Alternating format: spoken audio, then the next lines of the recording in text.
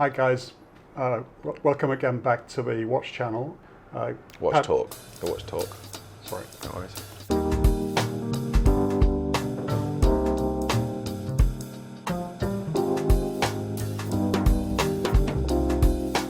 Welcome again back to the Watch Talk channel. Patrick's popped along again to play another game with me, which is going to be fun and entertaining, I hope. So it's talking about other people's watches and celebrities included, which I understand is a big thing these days. Let's see how that goes. Let's get into it. Are you a big celebrity watcher, and you spend a lot of time thinking about? Did you read Hello magazine, for example? Yeah, in the bath usually. Right. Yeah. Okay. Well, there's a picture we won't get rid of for some time. Okay. So there's a lot of these videos on YouTube. This will probably be called Watch Expert Reacts to Celebrities' Watches, which is very much the case. It's not necessarily the case in other videos. I've tried to go for a nice mix of vintage stuff, stuff that I know Alan will like and stuff that I know Alan won't like. So let's just get straight into it with the first one. There's no guessing or anything. We're just going to pull up the noteworthy people and their chosen timepiece. So the first one, I'll just give you a little breakdown. We've got Kate Middleton wearing a gorgeous Cartier Ballon Bleu, not a watch that I was particularly familiar with before the video, but a watch I very much do like. It's got a really interesting crown guard of some sort. And then a quick bit on the royal family. Quite refreshingly, it doesn't seem like there's much of a go-to brand for the royals at the moment. The Queen wears a lot of bejeweled Pateks, which I assume were sort of gifts from other countries over the last 100 years. William wears his Quartz Seamaster, famously given to him by his mother. And then Prince Charles wears some sort of complicated Parmigiani. So a bit of a lack of continuity gives me the impression that the royals actually choose their watches, which is interesting, I think, because obviously, as we know, a watch can say a lot about people's personal style. Yeah, it's hard to know what one might imagine the royals to wear other than hugely expensive pieces, isn't it? So it's quite refreshing. It's quite it almost puts them amongst us, doesn't it? Yeah. I mean, I know. I don't think Kate, despite what the media said, I think she did come from quite a well-to-do family. So I don't know if this was a piece that she owned before or after the engagement, but. Not really worth noting, but Pippa Middleton also has a very similar Cartier Ballon Bleu. I think hers has some diamonds on it, but generally I think a great ladies' watch. And there's a bit of a stigma that all ladies' watches are dress watches, which obviously isn't the case. I mean, all watches are for all genders, but this is a good example of quite a sporty-looking ladies' piece. Yeah, I think it's quite trendy in the 80s. Right. Yeah, it's a piece actually that we've been asked to try to source in the past. They're popular and well-regarded pieces, and as you say, a practical everyday watch for a lady who's not wearing a delicate dress watch. Yeah, I think interestingly, obviously the style's sort of been around with Cartier for decades and decades, but this, the Ballon Bleu, is actually Cartier's youngest model. This version was introduced in 2007. Oh, I'm wrong then. So, there'll be a very similar K-shape, I'm sure. And obviously the dial. So just for the purpose of this, we'll go through the prices. This watch retails for around £5,000. It's an automatic. I don't know much about the caliber, but it's stainless steel. It's also nice that it's an automatic. I just have bad feelings about quartz watches. They're not as reliable. No. Because after a year or two they stop. Sure. You can probably wear that watch for another 10 years and it'll work reliably. These damned electricians, as George Daniels would say. Yeah, chips and batteries. Batteries are destined to die, that's what George was saying. Yeah. So, second celeb, second watch. Gordon Ramsay, I think fairly well known for having a good few watches. Yeah. Every episode of whatever sweary show I see him when he's wearing a different watch. Shut it! Still haven't got any idea what I'm talking about. I picked this one out. I think it's one of his most interesting and possibly the most rare in his collection. Yeah. It's a Rolex Submariner reference 1680-8. Yeah. First gold sub. The 1680, the steel version, was the first Submariner date, which is interesting. This example's got the nipple dial, as people call it, the small indices. I love that. Yeah. I love it. Yeah, it's a great case shape, isn't it? It's slightly different to what we have these days. Yeah. A lot more dainty. Yeah. But yeah. Kudos to Gordon. Nice one, Gordon. And it's also cool to see it on a distressed brown leather strap like that. It really pulls the whole look together. Yeah, the dial's nicely faded, so it kind of goes with the strap. Yeah. And unusual to see in gold. Yeah, and I think I remember the marketing messaging that was around at the time is the whole thing of Rolex told us that we never need to take our watch off now. We can dive with it. It's a Pro Specs watch, but it's gold, so you can wear it in the boardroom or whatever, and flex, as the kids say. So yeah, great watch, 1680-8. Launched in 1967 with a current market value of around £50,000, I think. 50, Really? 55. Wow. So quite a watch. I could just about see myself stretching for that in my dreams, perhaps. Let's hope for a good year, shall we? And that's on the bracelet as well. I think it looks fantastic. Yeah, polished mid-link, unlike the other Submariners. Yeah, no, I prefer it on the on the strap. Yeah. Yeah. I'll probably save you a few thousand. That's a good thing. Awesome. Let's move on to the next celebrity. So I don't expect you to know who this person is because I had to do some research on her. My girlfriend Jasmine is a big fan of Molly May Hague. Hague. Yeah. Tell me she's got a YouTube channel. I'm sure she's got a YouTube channel. Molly, if you're watching, the collaboration is on. We're around for it. But so this is Molly May. She appeared on Love Island, popular TV series, and has become a really successful business and in business and fashion. She is actually the UK and EU creative director for Pretty Little Thing, which is a huge online clothing retailer. Okay. I think she's actually quite a good role model for young people. And the reason why she's on this list today is because she has two watches that I've noticed that aren't the usual diamond dressed Rolex date just that a lot of influencers go for naturally.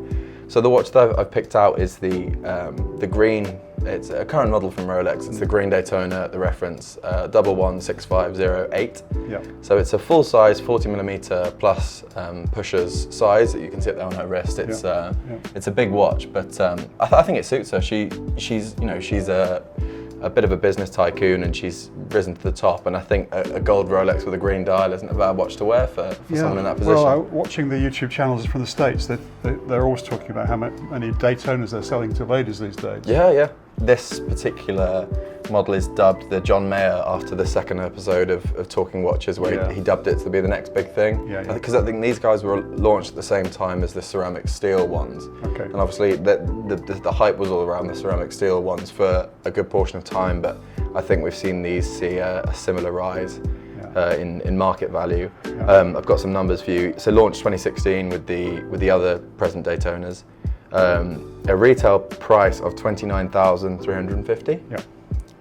I guess it's full 18 carat. Yeah. But a secondary market value of basically double that, around 60 grand for one of these if you want it tomorrow. I know there's also a version with diamonds on the indices that will obviously go for more, but Molly's is the straight dial. But the subject of a lot of investment hoo-ha, but just put all that stuff aside. It's a yellow gold Rolex with a green dial, so it's always going to be a big fan of it. Yeah. And then the other watch that she has was a mid-size AP Royal Oak in bimetal. So I think it's rose gold, mid-links, and then steel, which I think is also a fantastic watch. So she's out there, isn't she? She's out there. Props to you, Molly. She's going for it. I like what you're doing.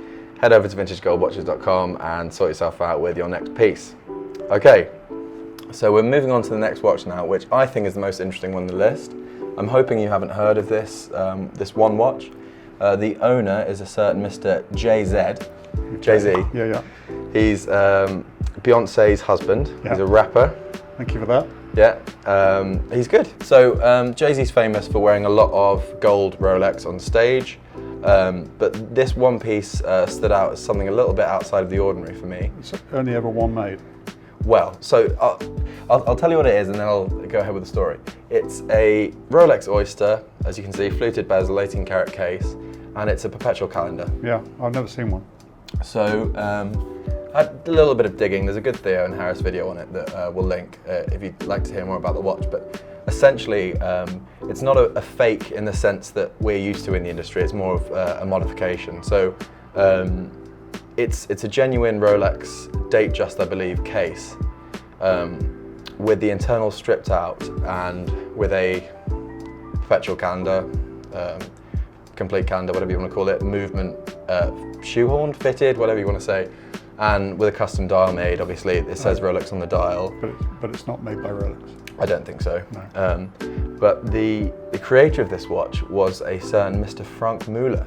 Oh, wow. So that seriously surprised me, because I think this was made in the 80s, before he went on to obviously start off his own thing. And you know, Frank Muller saw some serious success in the late 90s, 2000s. Yeah, yeah. So just a quite remarkable watch, really, and it caused quite a stir. I mean, I don't know if Jay-Z is aware of quite what he has in his watch box, but I think it's fantastic. I have no problem with it at all. Obviously, there's some controversy online. Is it a fake Rolex? Is it a mismatch? Is it a Franken watch? Yeah. Pardon the pun, Franken watch.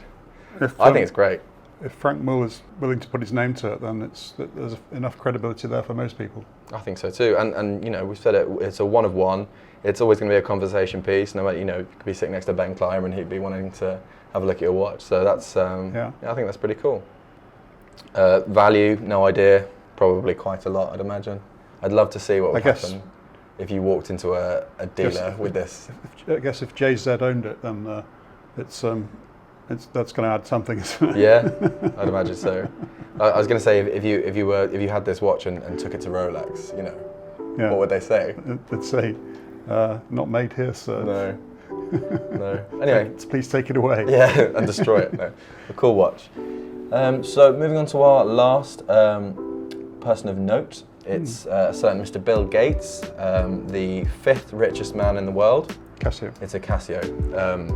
The Marlin, the big fish, American style thing on the dial, which is quite cool. Yeah. It's a 46-pound, 200-meter water-resistant dive watch. Yeah. I think that puts it all into, you know, obviously it's quartz, it's full stainless steel construction, screw-down case back, screw-down crown. Yeah.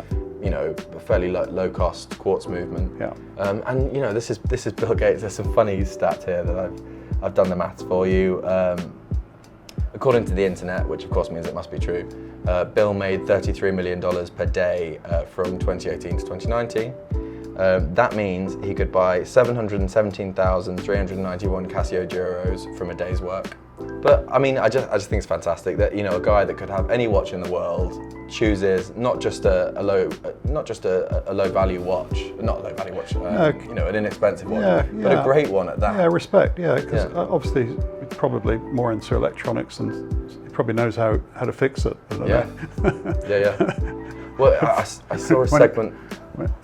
Well, let's change the battery. Yeah, no, I'm sure he's capable of that. He'd probably have to buy a new one or several 100,000 new ones. But I saw a segment on the Ellen Show of him. Obviously, I think he probably leads a fairly expensive lifestyle. She had him guessing the price of everyday things. You know, a big jug of milk, a loaf of bread, washing things. He was way out with all of them. You know, is that loaf of bread $4 or something, or $5? But yeah, a great value watch. Launched in 2011. You can get it everywhere. I think Amazon for £46. I highly recommend it. I think it's a fairly chunky watch, 44mm, so quite large. So dive watch? Yeah. So it's got a fully functioning dive bezel, dive time bezel, 200 meters water resistant. It's got a date complication, and it looks great on a NATO. I think the rubber strap it comes on is quite horrible. I think. You can buy these for how much? £46. Wow. But my question is, you know, if Bill Gates isn't buying his own loaves of bread, where on earth does he buy Casio from? He wouldn't give Bezos any money and buy it on Amazon. So is he going to a shop? I don't know. So that completes our 5 watches for this video. If you enjoyed the video, do let us know and we'll do another one. Which was your favourite watch of the 5, Alan?